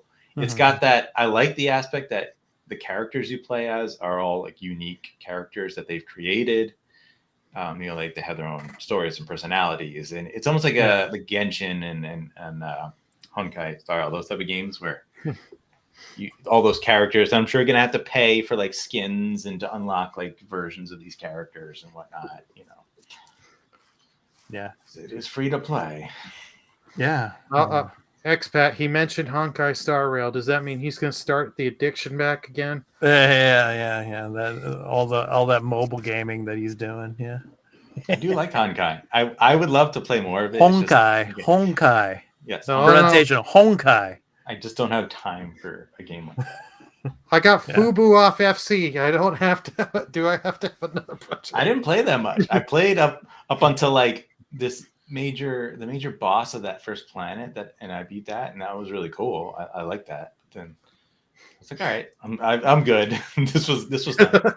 Right. Okay, Carl, I think you're up next. Go ahead. And speaking of those games and that studio, we got their next game called Zenless Zone Zero, which is finally coming out on July 4th, coming to Android, iOS, PC, and PS5. Zenless Zone Zero is a fresh gaming IP that unfolds in a dystopian urban landscape. This title boasts a riveting narrative, a sleek, futuristic aesthetic, unique characters, and a dynamic, action-driven combat system. As a proxy, players will set out on a thrilling quest alongside a varied cast of companions, aiming to overcome enigmatic adversaries and uncover the secrets hidden within New Eridu, the final bastion of city life. And yeah, I mean, like MiHoYo has delivered on, two mega franchises now, right? These are, generally looked at as free-to-play mobile, but they are also launching on PC, and now this one's launching on console. The others are on console as well, just didn't launch day one. So yeah, I mean, we'll see if they can pull it off, if they can go 3 for 3 with these and have another big mega hit on their hands. Nice, yeah, good stuff. Leah in the chat says Expat read a really cool book called Abroad in Japan. You would like it. Yeah, I guess I would. Yeah. So yeah. Thanks for that suggestion. So, all right, Burley, you're up next. What do we have for you? Yeah. My pick of the week is Bleak Faith Forsaken. Explore the last remnants of civilization in a vast, unforgiving, and interconnected world. Learn what it is left of its history. Discover pockets of natural life in perpetual expanding Ami structure. Lose yourself in a journey unlike any other. Find your purpose in the world. It is coming in July 5th to PS5 and Xbox Series X, as well as PC. And it is also coming to last gen as well. I really like the art style. It's very different, especially like your guys' games are all colorful. This one's more dark and very dark. So it does contrast well. Yeah. Looks Souls-like for sure. Yeah. So yeah, interesting. So yeah, good stuff. Which those one of are these is getting a Game of the Year nomination? of course, the first Descendant. Yeah, it's obvious. No, Yeah. Zenless Zone Zero is going to win. What do you call it? The player choice. Yeah. It's going to get all the Chinese votes. No, it's all about the bleak. You know that. Yeah, we shall see. But of course, It reminds me of Bloodborne. Yes. So you can check out all of these games over on releases.com. So www.releases.com. So for all of for our picks of the week for this week, as well as into July and beyond, of course, first week of July coming. So our picks of the week for July 1st through the 7th. So yeah, it's good stuff. So yeah, Carl, we've got 4th of July on the American side coming up. Yeah, it's 4th of July holiday. Yeah, and then Canada Day on Monday, I think it is, Burley, for you. So yeah, no holidays for us in June here in Japan. It's the only month of the year that there's not a holiday. So, you got to explain what Canada Day is to me. Is it the equivalent? It's our equivalent of 4th of July. Just the easiest way to put it for you. Yeah. Okay. But it's a fun little, like, we were planning earlier today, me and my parents, we're going to go to Niagara Falls. We try to go every year. And since the weather, it's not going to be too hot. It's only like 20 to 22 degrees that day. So it's not too hot. So just go. We like going there. Come by and wave at you from the other side. We'll have to go to those things where you put the coins in. Does it the viewfinder? Oh yeah, that would work. Well, our holiday here in Japan in July is Ocean Day. So everybody flocks to the ocean, goes to the beach on Ocean Day. So yeah, and then in August we have Mountain Day. So then everybody goes to the top of the mountain where it's cooler, because here in Kanto area in August it's the worst time of the summer for humidity and all. So people go up to the top of the mountains where it's cooler. Yeah. So, but any good what's that? Any good Pokemon to catch up in that mountain in Kanto? Probably. Yeah. If you play Pokemon, Pokemon Go. Yeah, I'm sure there's still some people out here that play that, but not as many as before. But yeah, still, you probably catch some out there in the mountains. And then of course we have the Obon, the week kind of celebration in August where families get together. It's kind of like Thanksgiving in America, but it's like a week long. So, yeah. Everyone's going to play Zenless Zone Zero. Exactly. July, exactly. Yeah. It's going to be a huge hit because everyone's off and they're. Yeah. And let me guess, every time they kill a boss in the game, they're going to shoot off fireworks. Real life. Yeah, definitely. Looking at Carl's the characters. looking at my next potential waifu here. All right. So it's time to talk about PS Plus, Burley. So the July essential games have been announced. So what do we have? So yes, coming on July 2nd, here are our essential games. We got Borderlands 3 for PS4 and PS5, and obviously they're giving us this because we have the movie coming soon. Right. So it makes sense. You also have coming the next game, NHL, the last year's NHL game. So PS4, PS5. Burley, my condolences to Canada for it's now over 30 years since your country has held Lord Stanley's Cup. I can't believe that. I mean, the Florida Panthers, congratulations to them, of course, winning their first franchise Stanley Cup. But I mean, come on, man. I mean, Canada, what is going on, Burley? 31 years now without a Stanley Cup. Yeah, well, that's the funny thing is a lot of these American teams that win, there's how many Canadian players that are on there. It's mostly full of Canadian players. Like, Edmonton, I got to give it to Edmonton. They were at first three games. They lost to Florida. Yeah. Florida came in thinking we're going to win game 4. They beat them 8-3. Edmonton whoops their ass. And then Edmonton goes second game, wins hard. Third game wins hard. They lost on that fourth game, but hey, they did not make it just a shutout win.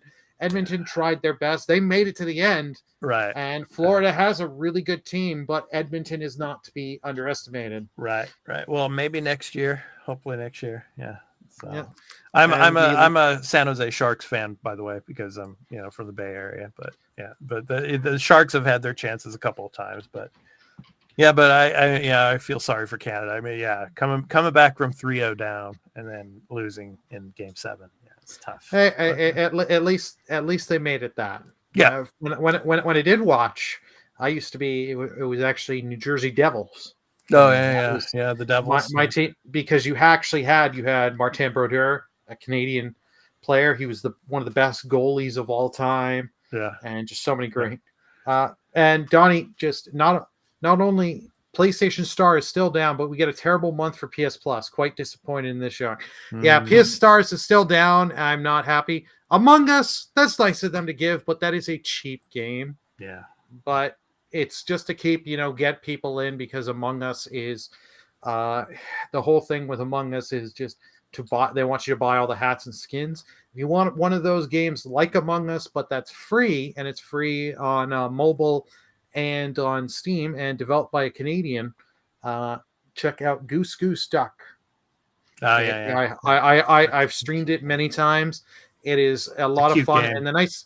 Yeah, but one of the nice things it does is it actually has its own chat system in there for the voice and audio. And instead of the parts where you're supposed to, Among Us wants you to deafen, Goose Goose Duck will do all the deafening and all that for you. So that way, like you can't have people that are like, oh, I'm going to deafen in Discord. Not. Yeah. Yeah, it's not the best month. It's not the worst month. This is just kind of an month. I'm hoping for the extra and premium tiers we get something good for July. Yeah. For the love of God, please. Yeah, for those of you who have not played Borderlands 3, though, it is very fun. So I highly recommend that game. So it's good stuff. Yeah. PlayStation Stars is down because they're figuring out how to get rid of it, replace it with something decent. Hey, no, PlayStation Stars was actually good. You check yourself on this, Carl. Like, you got these free, cool little collectibles, but you actually got money. So cool. But you also got money back. Like, I redeemed it a few times, and Donovan Viper can tell you here. I did it a few times, and that's how I bought myself he was the one who talked me into it, buy the Pixel collection, and I used the Star money I had and took a good chunk of money off it. Yeah, no, reward systems are always nice, but the other aspect of it, I'm like, this is so ridiculous and silly. It's like NFTs almost. Like, these are dumb. Like, it's some digital nonsense they're giving you.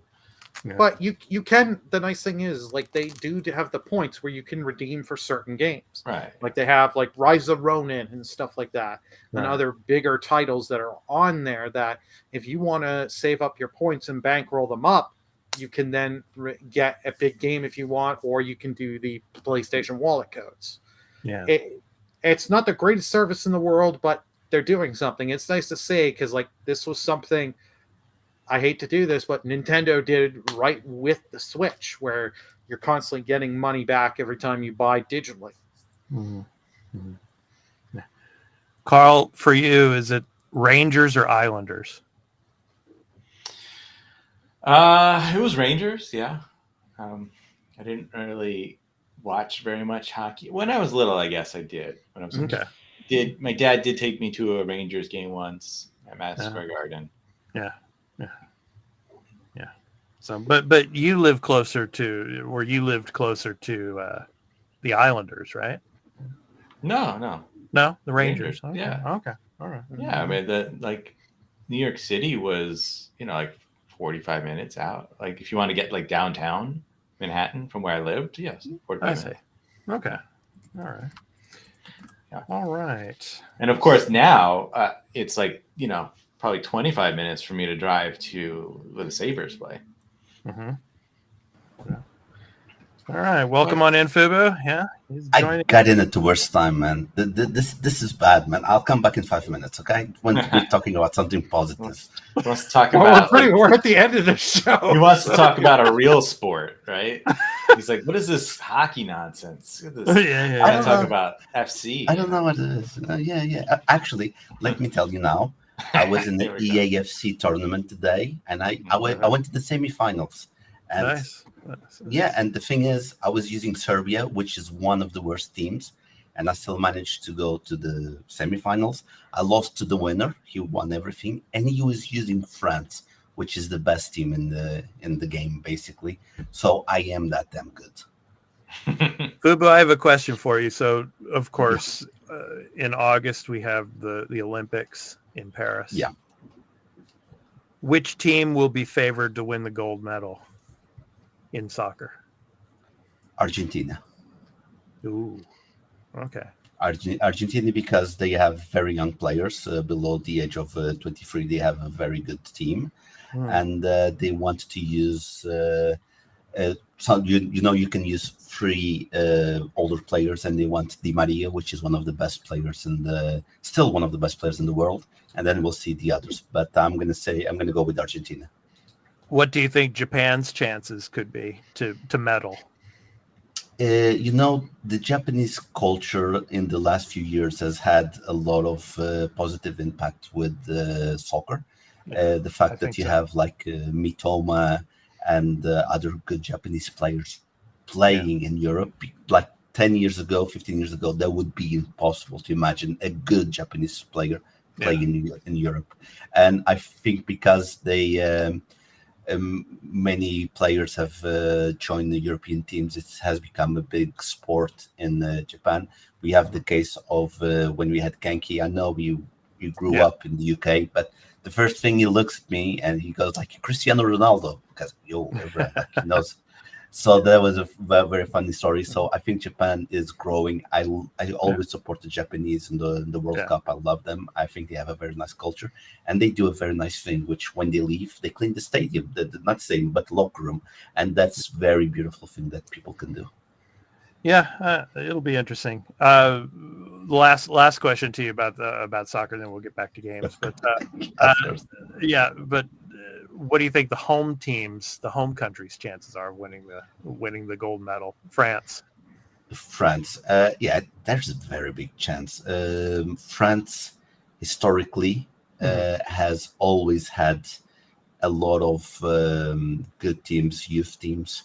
They always had very good youth teams, but I don't know why when it comes to the Olympics, because it's not a FIFA sanctioned event, it doesn't belong to FIFA, it's something they don't take it as serious. So you always see South American teams, they always take it seriously because it's football. They want to I'm just gonna explain this because we have the Champions League here. For us, it's like the biggest event. And then when you win it, the team that wins it has to go to the World Cup of clubs. And the European teams, usually they don't care about that. They don't, it's just an extra trophy. But then you have South American teams, they kill themselves on the pitch because it's the highest tier of award. Donovan Viper says, I'm a Mexico Olympic fan when it comes to football. I highly doubt it will be a European team with the Euros going on right now. And then, of course, Burley says, I know Canada won't win. Ha, ha, ha. Well, it's true. We are not soccer. Our country is not a soccer. No. We can do good at hockey. We can do somewhat at baseball and some other sports. Soccer is not us. United States and Japan, it's all about the women's soccer. So yeah. But Burley, you're gonna download that hockey game from the PlayStation Plus then? No, if I want to go play hockey, I don't know if I have it over here.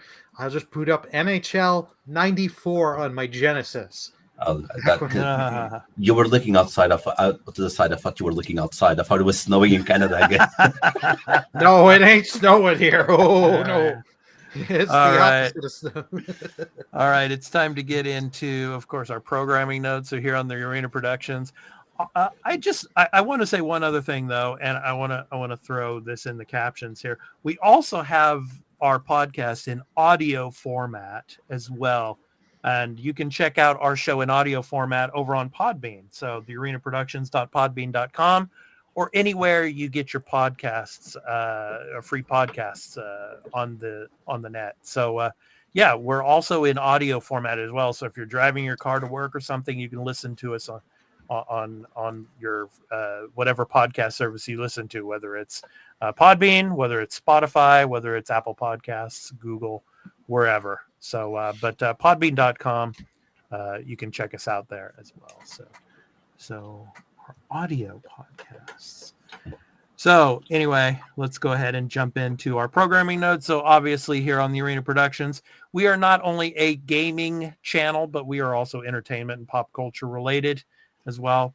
And I've been throwing up some of our, of course, entertainment and TV series. So first up that we'll want to talk about, House of the Dragon, Season 2, Episode 2. So Targaryen Turmoil. So my recap of Episode 2. So I don't know if you guys have watched this one yet. Burley, I think you have. I know you commented on it as well as you, Fubu. Carl, yeah. I don't know if you've watched it yet, but yeah, the stakes are getting higher and we're getting closer to war. That's all I'll say. Excellent episode. And if you want a comparison between Joffrey from Game of Thrones and Aegon II, I would love to hear from you in the comments. So yeah. So who is the lesser of two evils? But yeah, please go and check out our recap and review of House of the Dragon. And of course, House of the Dragon Season 2, Episode 3 is coming this Sunday. And of course, I will be dropping my recap and review of Episode 3 as soon as possible.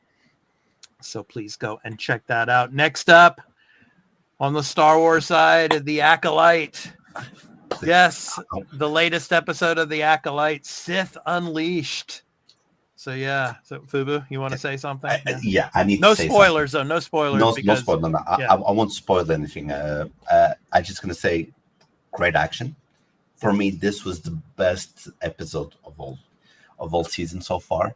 It had one of the best combats in Star Wars. Like the only thing probably better than this was the episode 5 of the Ahsoka when they did the Clone Wars back and right with Hayden Anakin. Christensen. Yeah, that was great. And then the last great, live action, because animated, there's a lot of great stuff animated. And the last great battle was Revenge of the Sith, Anakin versus Obi-Wan. And what I want to say, this for me, and I think I'm going to speak not for all, of course, but I think most of the Star Wars fans, this is what we want. We want cool action. They could have made this story. I'm going to spoil the previous episodes, not this one, okay? We don't want. Burley hasn't watched them yet. Yeah. So. Okay. I'm just going to say this. Maybe you don't say. Sorry. I'm just going to say, we don't want. We don't want space lesbians using the Force to do something that I can't spoil to Burley.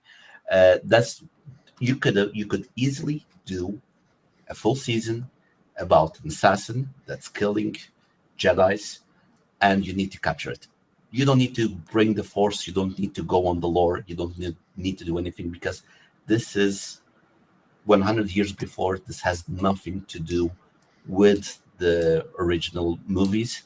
It doesn't have anything to do with the prequel trilogy. This could have been something independent, and it would have been great. But they keep on putting their hands on the lore, and they keep making it worse. And I'm not going to say, but great episode. I hope the next one is like this, because if it's like this, I'm going to be a huge fan of the series. Can I give the counter argument to that? Go ahead, Carl. Go ahead. Well, I do understand that this is cool and people like this type of stuff, right? I kind of didn't care about anything that was going on because the show hasn't made me care about any of these characters. Mm-hmm. So that's why I don't agree that like this is the way to go. And I loved episode 3 where they explain the backstory and like let you get into what's going on and what the core of this conflict is about. Yeah. And then we kind of just like forget about it and move on and just kind of like waste time in the forest, and then we finally get this cool, amazing, thing, which was also super dark and kind of hard to follow. And this is a little bit of tiny spoiler, but it's just for a tiny action beat, Burley. And you might have seen clips of it on the internet already, right? It's not spoiling like a story thing.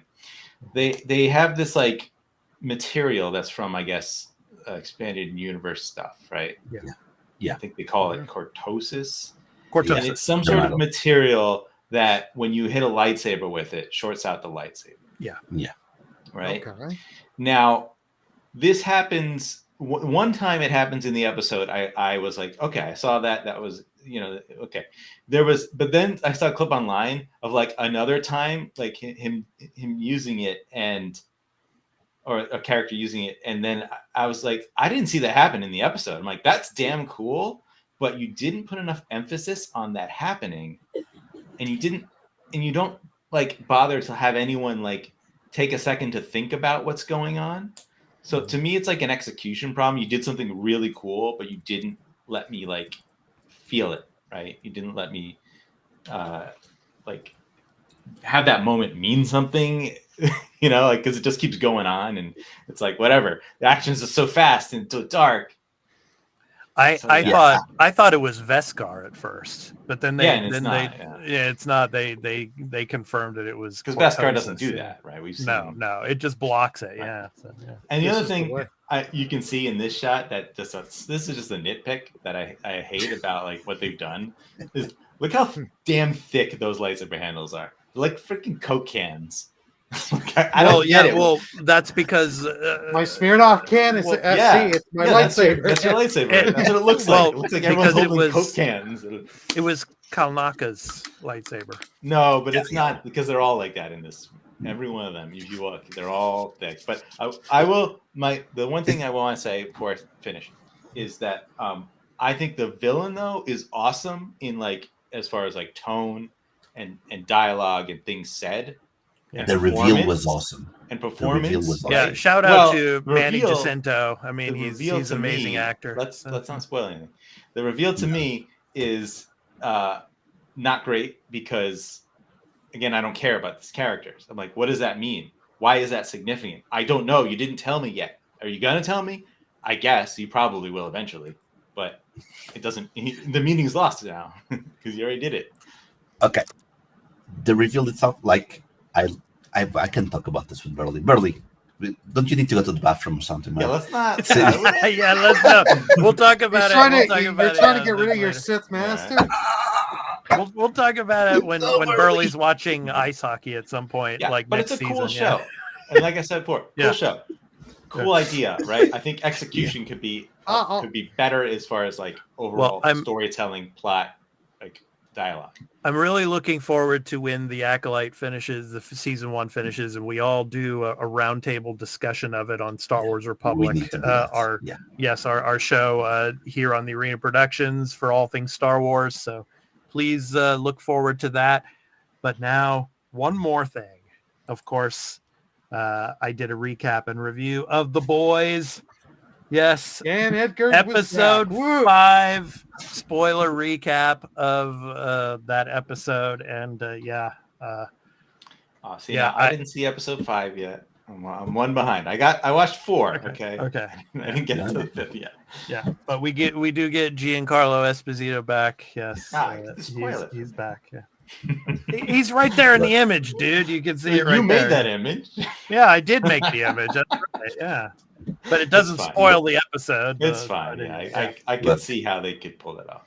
Yeah. So I've seen a lot of television in my life. I've never heard such a well-delivered line like, "This man is not in no condition to fuck a sheep." Frenchie. Little Frenchie, man. Yeah. That was amazing, man. Yeah. Oh, that was so. I honestly like. I try to control myself when I'm watching, unless it's a sitcom. I laugh out loud a lot, but like when it's something more serious. But the way he delivered that line, I was in my room and there were people in the house, and I just started laughing like loud, like crazy. It was such a fun line. It's interesting. Yeah. So I mean, yeah. Yeah, I mean, Yeah. This show's been great. It's been great. The season's been awesome. I'm super excited to see where it goes. Yeah. So yeah, please, if you've watched the episode, please check out my spoiler recap and review of episode 5. And of course, I'll be doing episode 6 this coming week. But my question to you guys is, I've heard in the States, I've heard some really, really good things. I haven't had a chance to watch the series yet, but I've heard really, really good things about The Bear. Have any of you watched The Bear? Yeah, I've seen season 1 and I'm like half of season 2, and season 3 just started. So I have this friend of mine. She's way ahead. She's the one that told me to see The Bear, and I like the intensity of the first season. The second season is starting really well as well. I don't want to spoil a lot, but it is a very, very good, very well acted series. And the theme of the series is not something normal, because it's about restaurants and kitchen and stuff like that. So it's really interesting. It's not something that you usually pick up on TV series. It doesn't seem like it's drama enough, but they're making it work. It's very good. It's a very, very good series. I've enjoyed, like I said, season 1, about halfway on season 2, and can't wait to season 3 to finish. Then I can binge all of it at once. But really like it. I really suggest that people that have the time to see it. I think it's on Star or something like that. Yeah. I caught up on I have yet to watch it. Yeah. I haven't seen it. I caught up on my adventures with Superman. I'm all the way. Yeah. I think I'm current on that, and that's been good.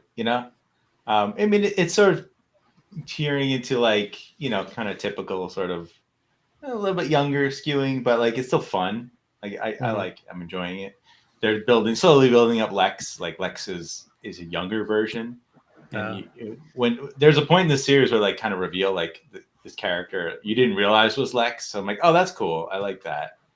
And they finally introduced Supergirl. And what they did was pretty cool. Like there's a lot of anime influence to this because it looks like an anime, but it's not actually.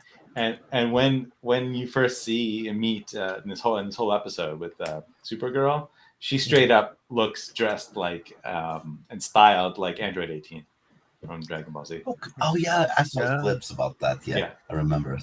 Yeah, you see it on the internet. So you see the comparison. You're like, oh, obvious. Yes, definitely. But it's cool. I like what they're doing with her character. It is very different from what's happened in the past. So that's good. We'll get some new ideas.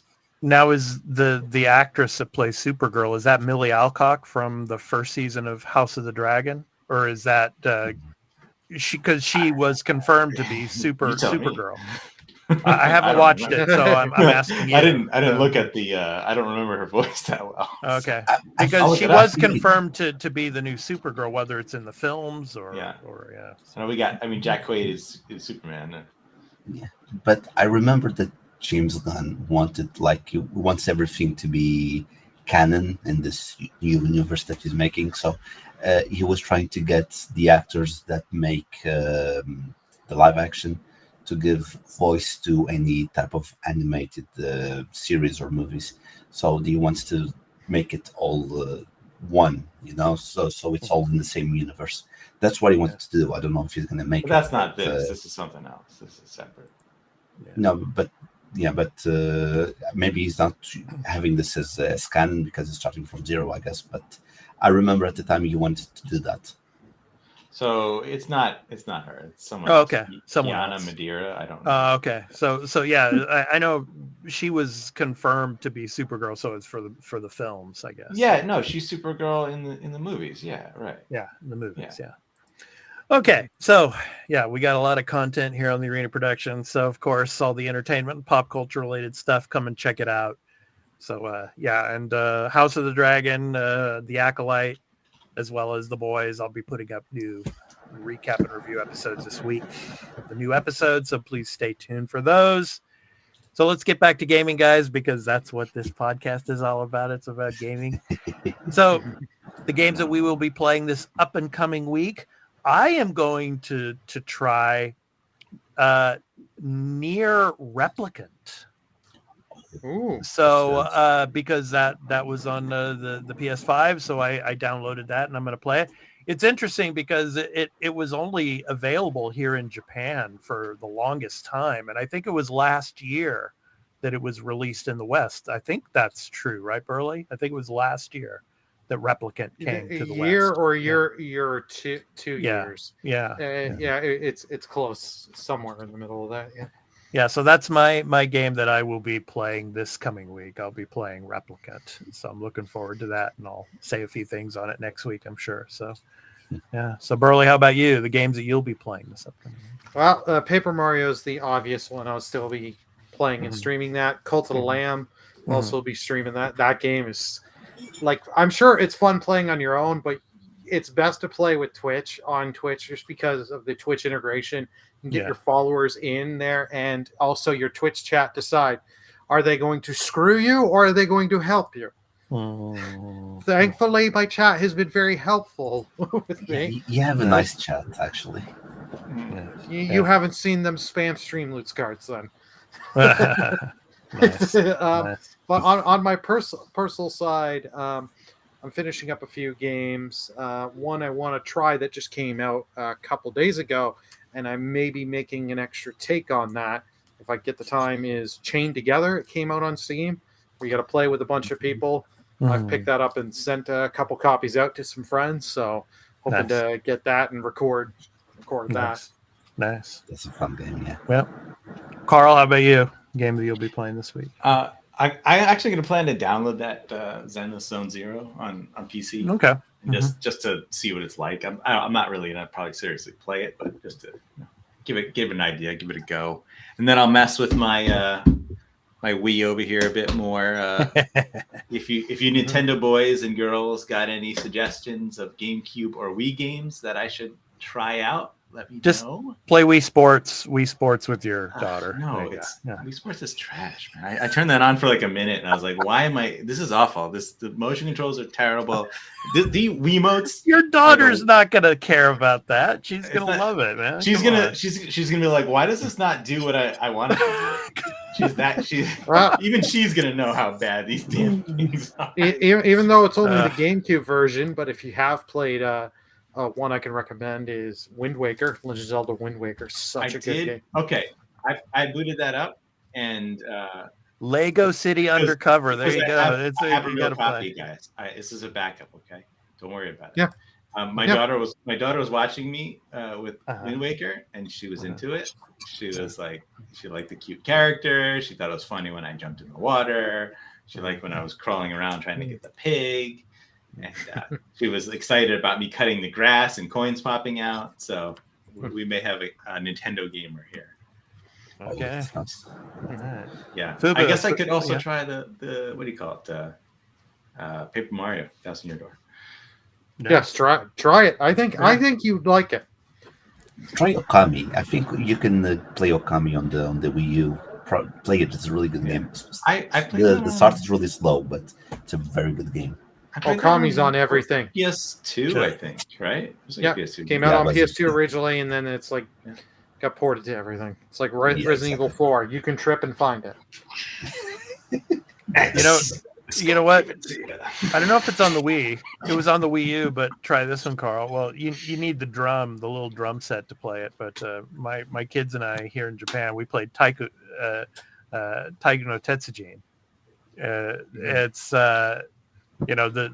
the drum game, like the taiko drum game. It's really fun. It's like I booted up Tatsunoko versus Capcom, and man, does that have a hell of an intro song. I was like, wow, this is interesting. But then I'm like, how do I play a fighting game with this weird little controller here? And somehow you're supposed to play with this, and I don't get it. Yeah, but Taiko no Tatsujin is really fun though. But that and the Lego games, like with my kids, I played Lego City Undercover. That's pretty cool. Yeah, cool stuff.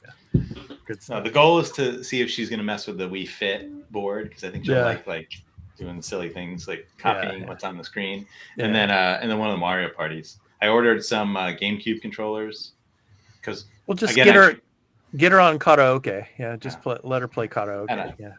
I tried one of the Mario parties on Wii with the motion stuff, and I was like, this is garbage. I cannot like have any fun at all with this. This is terrible. I feel like I'm Mario Party 8 on the Wii was really, really good. I remember you playing it. I think that was the one. You gotta play the one hotel board yes, that is like the that is like basically like a Monopoly board. It is so much fun. Like the strategy. Okay. Me and my one friend, we would literally on like Friday nights or Saturday nights, we would go pick up a six pack of beer, 3 beers each, and just sit and grab snacks, grab pizza, and just sit and play. We would do like 50 turns on that and just have a lot of fun. All right, Fubu, what are you going to be playing this week? I'm going to play Sly Raccoon. Like I've played the trilogy on PlayStation 3. I haven't played the original ones. And since I'm paying for a PlayStation premium service for some reason, might as well give it a go, you know? So I'm going to play Sly Raccoon because this week I played Daxter and I Platt, you know, from Jack and Daxter, the spin-off. And I played it. It was such a really fun game. And I'm going to go with Sly Raccoon because nostalgia is kicking in, you know? Nice. So I'm just going to play that. Nice. All right. So I want to thank all of you for coming on in. So those of you in the chat and those of you that come and watch in video on demand later on, thank you so much for all of your support and watching this podcast here on the Arena Productions. So thank you so much also for all of your support. Ones. Yes, exactly. Yeah. Exactly. All right. It's time for our indie recording artists. So to end the show, we have an indie recording artist spotlight with their music and an outro to go with it. So this week's spotlight is on Tilman Selescu. So Tilman Selescu is an award-winning composer for video games, movies, television, and movie trailers. He showcased an intense interest in orchestral music at a very early age and went on to study classical, jazz, and popular music, as well as teach Bachelor of Music Arts at Mainz University. In 2001, Tilman became a co-founder of the company Dynamedium, together with Pierre Langer, which has since become the leader in soundtrack composition in the continental European computer game market. So from his album titled Epicology, and the song is called Misty Mountain. So this has been The Arena, a multi-platform gaming news podcast, episode 176. I've been your host, Expat, along with my co-hosts, Burley of Burleman Gaming, Turn-Based Carl, and Fubu87. We hope to catch you next week in our next episode. So have a great week of gaming, everyone, and we hope to catch you in the next one. Peace out.